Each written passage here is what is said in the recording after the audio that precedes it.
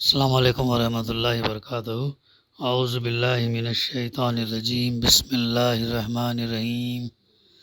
فَإِذَا نُقِرَ فِي النَّاقُورِ فَذَلِكَ يَوْمَئِذٍ يَوْمٌ عَسِيرٌ عَلَى الْكَافِرِينَ غَيْرَ يَسِيرٍ ذَرْنِي وَمَنْ خَلَقْتُ وَحِيدًا وَجَعَلْتُ لَهُ مَالًا مَمْدُودًا وَبَنِينَ شُهُودًا وَمَهَّدتُّ لَهُ تَمْهِيدًا ثم يطمع أن أزيده كلا إنه كان لآياتنا عنيدا۔ صدق اللہ العلی العظیم۔ رب اشرح لي صدری ويسر لي أمري واحلل عقدة من لسانی یفقہوا قولی۔ رب زدنی علما۔ اچھا، جب سور میں پھونک ماری جائے گی وہ دن بڑا ہی سخت دن ہوگا، کافروں کے لیے ہلکا نہ ہوگا۔ چھوڑ دو مجھے اور اس شخص کو جسے میں نے اکیلا پیدا کیا، بہت سا مال اس کو دیا، اس کے ساتھ حاضر رہنے والے بیٹے دیے اور اس کے لیے ریاست کی راہ ہموار کی، پھر وہ طمع رکھتا ہے کہ میں اسے اور زیادہ دوں۔ ہرگز نہیں، وہ ہماری آیات سے عناد رکھتا ہے۔ سورہ المدثر کی تفسیر کا سلسلہ الحمدللہ جاری ہے۔ آیت نمبر 8 سے آیت نمبر 16 تک کی تلاوت اور اس کی ترجمانی ابھی ہم نے سماعت کی۔ اس میں فرمایا جا رہا فَإِذَا نُقِرَ فِي النَّاقُورِ فَذَلِكَ يَوْمَئِذٍ يَوْمٌ عَسِيرٌ۔ اچھا، جب سور میں پھونک ماری جائے گی وہ دن بڑا ہی سخت دن ہوگا۔ گزشتہ جیسا ہمارے مطالعے میں بات آئی کہ اس سورہ کا یہ حصہ ابتدائی آیات کے چند مہینے بعد اس وقت نازل ہوا تھا جب اللہ کے رسول صلی اللہ علیہ وسلم کی طرف سے علانیہ دعوت اسلام شروع ہو جانے کے بعد پہلی مرتبہ حج کا زمانہ آیا اور سرداران قریش نے ایک کانفرنس کر کے، ایک میٹنگ کر کے یہ طے کیا کہ باہر سے آنے والے حاجیوں کو قرآن اور محمد صلی اللہ علیہ وسلم سے بدگمان کرنے کے لیے پروپیگنڈا کی ایک زبردست مہم چلائی جائے۔ ان آیات میں کفار کی اسی کارروائی پر تبصرہ کیا گیا ہے اور اس تبصرے کا آغاز ان الفاظ سے کیا گیا جن کا مطلب یہ ہے کہ اچھا، یہ حرکتیں جو تم کرنا چاہتے ہو کر لو، دنیا میں ان سے کوئی مقصد براری تم نے کر بھی لی تو اس روز اپنے برے انجام سے کیسے بچ نکلو گے جب سور میں پھونک ماری جائے گی اور قیامت برپا ہوگی۔ جیسا کہ گزشتہ سے بھی ہمارے مطالعے میں مکی صورتیں آ رہی ہیں، ان کے اندر اللہ تعالیٰ نے قیامت اور آخرت کا تذکرہ بار بار کیا ہے۔ قیامت اور آخرت کا تذکرہ بار بار کیا اور یہ یاد دلایا جا رہا ہے انسان کو، اس کے اندر بار بار کیوں بتایا جاتا؟ تاکہ ذہنوں میں بات اچھی طریقے سے بیٹھ جائے، اسی لیے بار بار جو ہے اس کا تذکرہ، قیامت، آخرت، جواب دہی، حساب کتاب، جنت، دوزخ، ملائکہ، فرشتے، قرآن، بار بار یہ چیزیں، ایمان، عقائد، رسالت، آخرت، یہ تمام چیزیں بار بار آتی ہیں اس لیے تاکہ ہمارے ذہنوں کے اندر، ہمارے کانشینس کے اندر، تحت شعور کے اندر، ضمیر کے اندر یہ باتیں اچھی طریقے سے پیوست ہو جائیں اور جو ہے وہاں ایمان ہمارا مضبوط ہو جائے۔ تو سور پھونکنے کا تذکرہ کیا جا رہا ہے۔ جب وہ سور پھونکا جائے گا تو وہ دن کیسا ہوگا؟ بڑا ہی سخت دن ہوگا۔ پہلے سور میں کیا ہوگا؟ تمام چیزیں ہیں، نباتات، حیوانات اور انسان جو بھی ہے سب ختم ہو جائیں گے۔ پھر دوسرا سور میں اللہ تعالیٰ سب کچھ دوبارہ پیدا کرے گا اور انسان جہاں دفن کیا گیا وہیں سے اٹھے گا، کہیں پر بھی دفن کیا ہو، پانی میں یا جلایا گیا، راکھ بہائی گئی، تو اللہ تعالیٰ ان تمام اجزاء کو اکٹھا کر کے ایک ہی جگہ سے انسان جو ہے اٹھے گا، اور اٹھنے کے بعد جو ہے پھر وہ جیسا سورہ یاسین میں بھی بات ہے برابر، اور بھی مقامات پر تذکرہ بار بار ہمارے سامنے آتا کہ کس نے ہمیں جگایا ہے، تو بتایا جائے گا کہ یہ اللہ کا وعدہ ہے، رحمان کا وعدہ ہے اور اسی نے جگایا ہے۔ تو یہ کیفیت بار بار ہمارے سامنے آتی ہے۔ سور میں جب پھونک مار دی جائے گی، بس آتا نا کہ حدیث میں اللہ کے رسول صلی اللہ علیہ وسلم نے فرمایا، ہم سمجھتے ہیں قیامت بہت دور ہے، بہت دور ہے، لیکن قیامت قریب ہے۔ آپ نے فرمایا صلی اللہ علیہ وسلم، اسرافیل علیہ السلام جو ہے سور کو ایسا منہ لگائے ہوئے ہیں، بس اللہ کی اجازت کا انتظار ہے، اجازت مل گئے تو سور پھونکا جائے گا، پھر فنش، ختم جو بھی۔ سورہ نبا میں بھی ہے اور بھی مقامات پر ہے۔ تو سور جب پھونکا جائے گا تو بعض روایات میں 3 سور کا آتا ہے ذکر، بعض میں 2 کا آتا ہے۔ بہرحال تو جو بھی ہو، تو جب یہ تو پہلے اس میں تمام چیزیں ختم ہو جائیں گی، زمین چٹیل میدان بن جائے گا، سمندروں کو بھڑکا کے اللہ تعالیٰ آگ یہ کرے گا، پہاڑ چلنے لگیں گے، سب تذکرے بار بار آتے ہیں۔ اور یہ وہ صورتیں ہیں پاریم کی جو اکثر ہم نمازوں میں پڑھتے ہیں، سنتے ہیں، تو کم سے کم ہمیں اس کا مفہوم جو ہے یہ آنا چاہیے۔ اور یہ جو اس سے پھر جو ہم نماز جو ادا کرتے ہیں اس کے اندر خشوع خضوع، کم سے کم مفہوم اگر امام پڑھ رہے ہیں یا اگر ہم پڑھ رہے ہیں تو مفہوم ذہن میں رہے، تو پھر جو ہے بھٹکنے کے چانسز کم رہتے ہیں۔ تو یہ چیز ہے۔ تو اس کے بعد پھر اللہ تعالیٰ فرماتا کہ وہ دن بڑا ہی سخت دن ہوگا، علی الکافرین غیر یسیر، کافروں کے لیے ہلکا نہ ہوگا، یعنی کافروں کے لیے بھی ہلکا نہیں ہوگا، بہت خطرناک ہوگا۔ اس ارشاد سے خود بخود یہ نتیجہ نکلتا کہ وہ دن ایمان لانے والوں کے لیے ہلکا ہوگا۔ ہلکا کس کے لیے ہوگا؟ جو ایمان لائے، عمل صالح کیے، نیک کام کیے، برائیوں سے بچے، لوگوں کو بچائے، حق بات کی تلقین کی، صبر کیا، یہ تو ان ایمان لانے والوں کے لیے وہ دن کیا ہوگا؟ ہلکا ہوگا، اور اس کی سختی صرف حق کا انکار کرنے والوں کے لیے مخصوص ہوگی۔ جو حق کا انکار کریں گے نا ان کے لیے مخصوص ہوگی، وہ سخت دن ہوگا۔ مزید بنا یہ ارشاد اپنے اندر یہ مفہوم بھی رکھتا ہے کہ اس دن کی سختی کافروں کے لیے مستقل سختی ہوگی، وہ ایسی سختی نہ ہوگی جس کے بعد کبھی اس کے نرمی سے بدل جانے کی امید کی جا سکتی ہے۔ دنیا میں کیا ہے؟ انسان کے سامنے جتنی مصیبت، پریشانی، بیماری جو بھی دنیا میں آتی ہے وہ موت کے ساتھ ختم ہو جاتی ہے۔ موت آ گئی، پریشانی، مصیبت، بیماری، تکلیف چلی گئی۔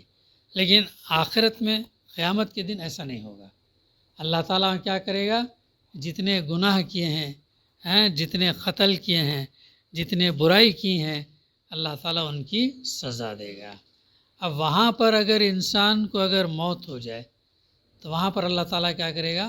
دوبارہ پیدا کرے گا، دوبارہ پیدا کر کے دوبارہ اس کو سزا دے گی، اور یہ پروسیس چلتا ہی رہے گا، یہ ختم نہیں ہوگا۔ 10 دفعہ موت آ گئی، یہ ہو گیا، ایسا نہیں، بلکہ جتنا اللہ جب چاہے گا تب اسے ختم کرے گا۔ اس کی گناہ کی سزا اگر مل گئی ہو، ابھی دیکھو مثال کو ایسا سمجھو، اگر ایک شخص نے دنیا میں 100 قتل کیے، اگر ہم نے اس کو پکڑ کے سزا دیے تو 100 قتل کے بدلے میں اس کو اگر مار دیے تو 1 قتل ہو گیا، تو 1 قتل کا بدلہ ایک مقتول سے ہوا جس سے قتل ہے۔ باقی 98 لوگوں کا کیا؟ بھائی ایک کو قتل کیا تھا، اس کا بدلہ برابر ہو گیا، اب باقی 98 لوگ جو بچے ان کو کیسا، ان کا حساب کیسا دیں گے؟ تو اسی لیے اللہ تعالیٰ آخرت کے دن اسے ایک موت آنے کے بعد دوبارہ پیدا کرے گا۔ جو آگ ہوگی وہ آگ سے کیا ہوگا؟ جسم جل جائے گا۔ زقوم کا درخت، آگ کے اندر کوئی درخت کے بارے میں سنے کہ ہم لوگ نہیں، لیکن جہنم میں ایک درخت ہوگا، آگ کے اندر ہوگا درخت، وہ درخت کے پتے، وہ درخت کا یہ جو ہے نا دیا جائے گا کھانے کے لیے، پینے کے لیے، خون اور دودھ کھولتا ہوا پانی، یہ تمام چیزیں جو ہے اس کو دیے جائیں گے۔ اب ایک دفعہ اگر جل گیا جہنم میں، پھر دوبارہ کیسا زندہ ہوں گا، یہ سوال پیدا ہوتا۔ تو دوبارہ اللہ تعالیٰ جو کیا کرے گا، تو جو جل جائے گا تو اللہ تعالیٰ دوبارہ اس کو یہ جلد سکن عطا کرے گا، گوشت خون، یہ تمام اللہ تعالیٰ اس کو عطا کرے گا۔ انسان کی جو سینسیٹیوٹی ہے وہ جلد کے اندر ہے، سکن میں ہے، سکن ہی ہمارا تکلیف محسوس کرتا۔ چمٹی اگر ہم لیں سکن سے ہی وہ تکلیف محسوس ہوتی، سکن ہمارا نکال دیا جائے پھر گوشت رہتا ہے، گوشت کو تکلیف محسوس نہیں ہوتی۔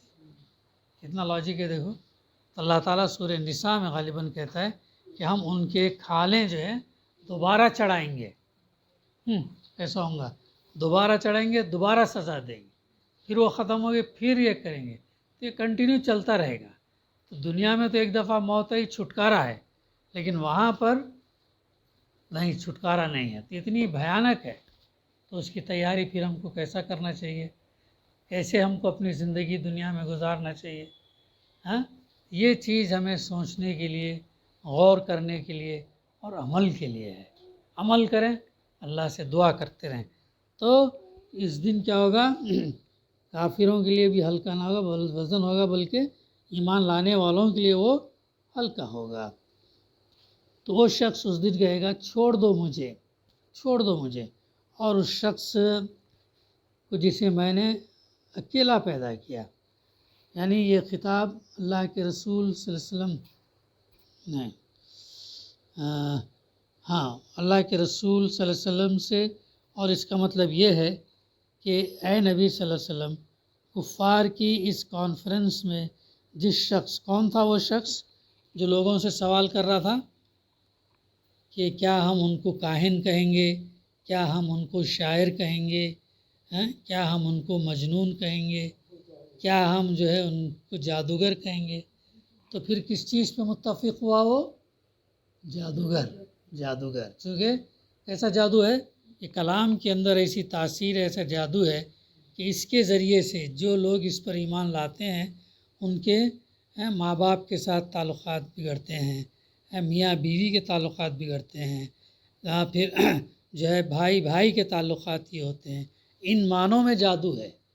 یہ آیات سننے کے بعد، یہ آیت پر ایمان لانے کے بعد جو ہے وہ اللہ کے رسول صلی اللہ علیہ وسلم کا ساتھ دیتے ہیں، یہاں تک کہ اپنے رشتہ دار کو بھی اتنا ایک نہیں کرتے، لیکن اللہ کے رسول صلی اللہ علیہ وسلم پر جان دینے کے لیے تیار ہو جاتے ہیں۔ تو اس شخص تو اس کا مطلب یہ ہے، کفار کی اس کانفرنس میں ولید بن مغیرہ نے بدنام کرنے کے لیے یہ مشورہ دیا کہ تمام عرب سے آنے والے حاجیوں میں تمہیں جادوگر مشہور کیا ہے۔ ہر ایک آدمی یہ بولے کہ یہ محمد صلی اللہ علیہ وسلم جو ہیں ادھر، اور ان کا گھوڑا، ان کے ساتھی، یہ ایسا کلام پیش کرتے ہیں جس کے اندر جادو ہے، اور انہیں اس لیے جادوگر ان کا لقب دیا گیا تھا، جادوگر پکارتے تھے۔ تو اس کا معاملہ تم مجھ پر چھوڑ دو، اس سے نمٹنا میرا کام ہے، تمہیں اس کی فکر کرنے کی کوئی ضرورت نہیں ہے۔ تو یہ جو ہے پھیلا دیے، بات کو جو ہے چرچا کر دیے، پبلسائز کر دیے، ایڈورٹائز کر دیے، جو لوگ آنے والے ہیں دور دراز سے ان کو بھی معلوم ہو جائے کہ ایسا ایسا معاملہ ہے، لہٰذا ہم کو ان سے ملنا نہیں ہے کر کے، ایسا جو ہے تصور پیدا کرے وہ لوگ۔ پھر آگے فرمایا جائے، اس کی تقریر کا تذکرہ ہے یہاں سے، ولید بن مغیرہ جو تقریر کا جو کر رہا تھا نا، اس کا تذکرہ ہے یہاں پہ۔ تو چھوڑ دو مجھے اور اس شخص کو جسے میں نے اکیلا پیدا کیا، یعنی اس فقرے کے دو مطلب لیے ہیں اور دونوں صحیح ہیں۔